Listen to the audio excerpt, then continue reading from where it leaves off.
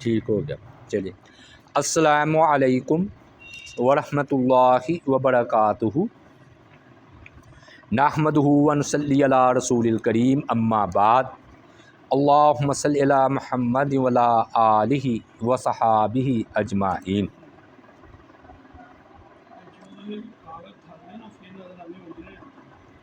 رسول اللہ صلی اللہ علیہ وآلہ وسلم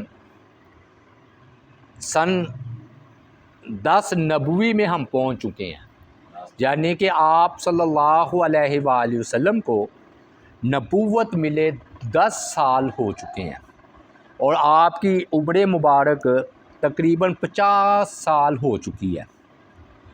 اور ہم نے بیان کیا تھا خدیجۃ الکبریٰ رضی اللہ تعالی عنہا، ان کی بھی وفات ہو گئی، ابو طالب کی بھی وفات ہو گئی. اور چلتے چلتے میں ذکر کروں، ایک بھائی تھے تو انہوں نے کہا کہ آپ نے ابو طالب کو کہا ہے کہ ان کی وفات جو ہے وہ حالت کفر میں ہوئی ہے، تو آپ کس کتاب سے اس کا حوالہ دے رہے ہیں؟ تو مجھے بہرحال وہ بھائیوں کا تعارف نہیں ہے کہ وہ کون ہے جنہوں نے کمنٹس کیے ہیں، تو اس کے جواب میں ہم ادباً عرض کرتے ہیں کہ ہم سیرت بیان کر رہے ہیں، اور ہمارا اس میں جو تحقیقی اور علمی باتیں ہوتی ہیں وہ ہم تفسیر میں کر لیتے ہیں یا ضمناً کر لیتے ہیں.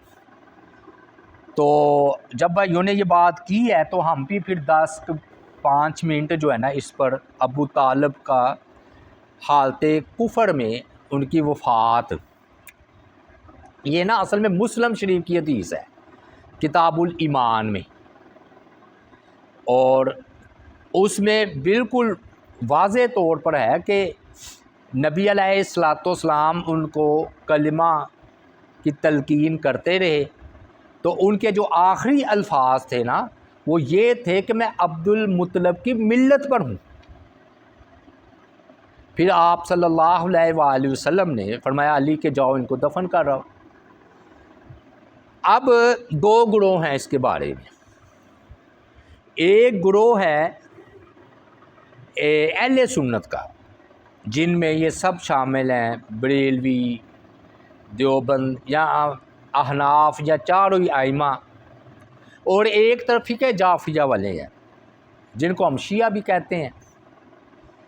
ان کے نزدیک ابو طالب مومن تھے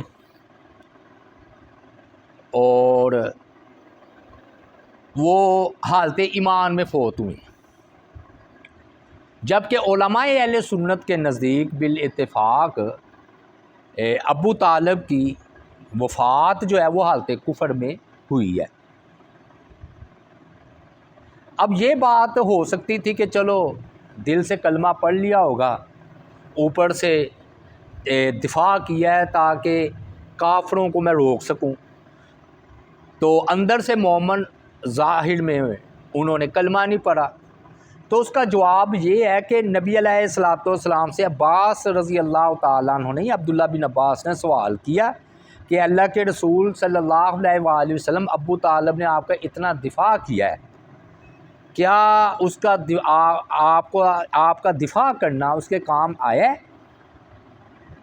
تو آپ صلی اللہ علیہ وآلہ وسلم نے فرمایا کہ جو ہے نا یہ جہنم کے بھی طبقات ہیں، مثلا منافقین سب سے نچلے طبقے میں ہوں گے، تو میں نے ان کی شفاعت کی تو ان کو سب سے کم ترین جہنم میں عذاب ہو رہا ہے.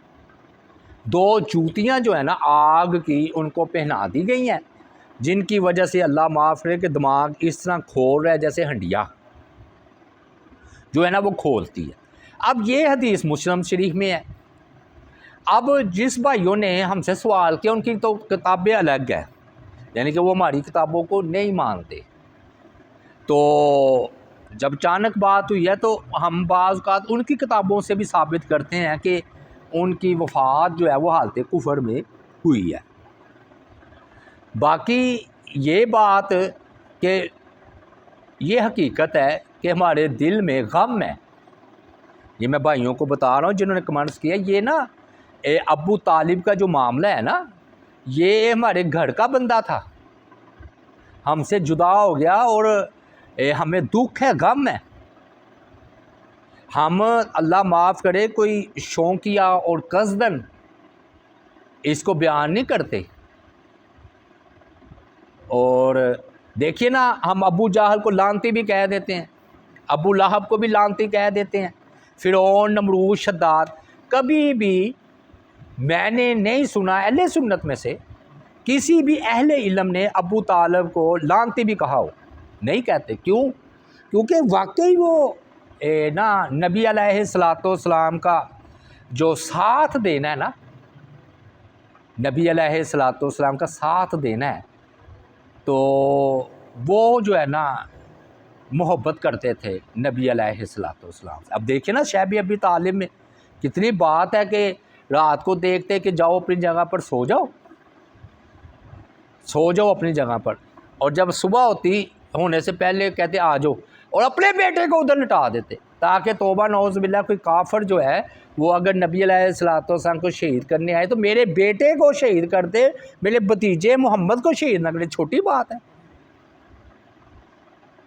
اور کافر آپ کا احترام کرتے تھے، ابو طالب کا سردار تھے وہ، اور وہ رکے رہے ہیں ظلم و ستم سے.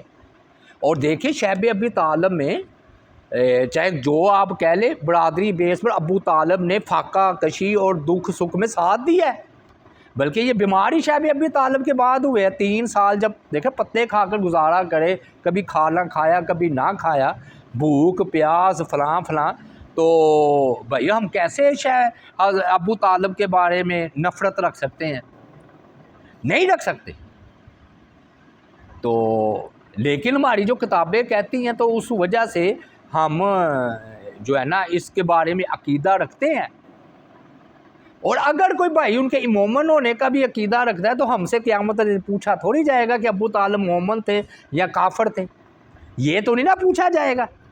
جب یہ پوچھا ہی نہیں جائے گا تو ہمیں کیا ضرورت ہے کہ ہم ابو طالب کے بارے میں بحث کریں؟ بلکہ یہ غم زدہ موضوع ہے، دکھ والا موضوع ہے.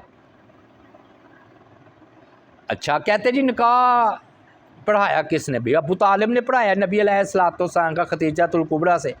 اور بھئی ہم مانتے ہیں کہ کافر مشرک تو تھے، لیکن یہ نہیں تھا کہ اللہ معاف کرے دین ابراہیمی سے بالکل ہٹ گئے تھے. ہمارا تو یہ عقیدہ ہے، ہمارا بھی یہ عقیدہ ہے کہ انبیاء جو ہے نا ان کے والدین زنا بے حیائی سے معصوم اور پاک ہوتے ہیں، پوری لڑی پیچھے تک. دیکھیے نا یہ تو بات کی بات ہے. خدیجۃ الکبریٰ رضی اللہ تعالی عنہ سے شادی ابو طالب نے نکاح پڑھایا ہے.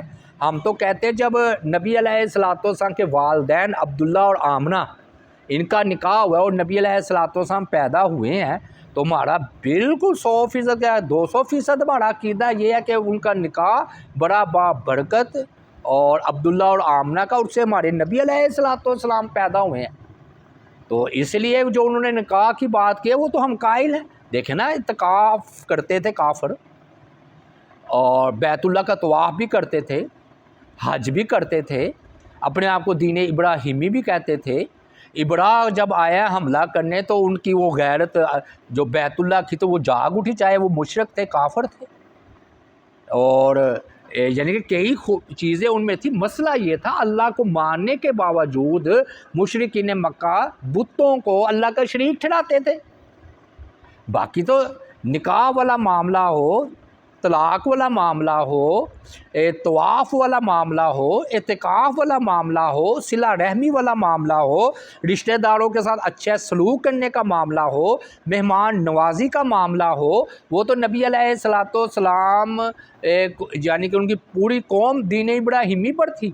یعنی کہ ابراہیم علیہ السلام مہمان نواز تھے، ابراہیم علیہ السلام صلہ رحمی کرنے والے تھے، ساری چیزیں ان میں تھی. تو اس لیے یہ کہنا ہے کہ ابو طالب نے چونکہ خدیجۃ الکبریٰ رضی اللہ تعالی عنہ کا نکاح نبی علیہ السلام سے پڑھایا تو ٹھیک پڑھایا ہے. اس سے پہلے آپ کا بھی تو نکاح ہوا ہے. بھئی آپ جب نبی نہیں بنے تھے تو نکاح نہیں ہوئے. اور اچھا ان کے نکاح میں اور دوسرے جو مشرکین تھے نکاح میں کیا فرق تھا؟ ایسے باتیں ہیں، وہ بالکل ٹھیک ہے.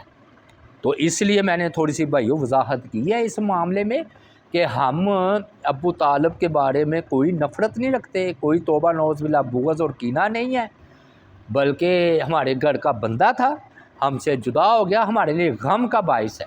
اور الحمدللہ میرے سمیت آپ کسی بھی اہل علم کا خطبہ سن لیں، وہ ابو طالب کو سخت الفاظ میں جس طرح ابو جہل ابو لہب کو کہتا ہے اس طرح یاد نہیں کرتا۔ ٹھیک ہو گیا؟ تو ہاں آپ کی الگ کتابیں ہیں، اگر آپ ان کو مومن مانتے ہیں تو ٹھیک ہے، ہمیں کوئی اعتراض نہیں ہے، کیونکہ آپ کی کتابیں الگ ہیں۔ ہم تو بخاری مسلم ابو داؤد نسائی ترمذی یہ ہماری صحیح ستہ ہے، تو ہماری مسلم شریف میں یہ بات لکھی ہے کہ انہوں نے آخری بات یہ کی ابو طالب نے کہ میں دین عبد المطلب کے دین پر ہوں، اور سب مانتے ہیں ہمارے اہل سنت کے کہ ابو طالب کی وفات ایسے ہوئی ہے۔ تو میں نے یہ اپنی وضاحت کر دی۔ اللہ تعالیٰ سے دعا ہے اللہ تعالیٰ کی ذات پاک ہمیں عمل کرنے کی جو ہے وہ توفیق عطا فرمائے۔ تو انشاءاللہ ہم اسی سے پھر آگے حضرت عائشہ صدیقہ کی شادی اور سودا سے شادی اور کچھ مسلمان ایمان لائے اس کا ذکر ہم آگے کریں گے۔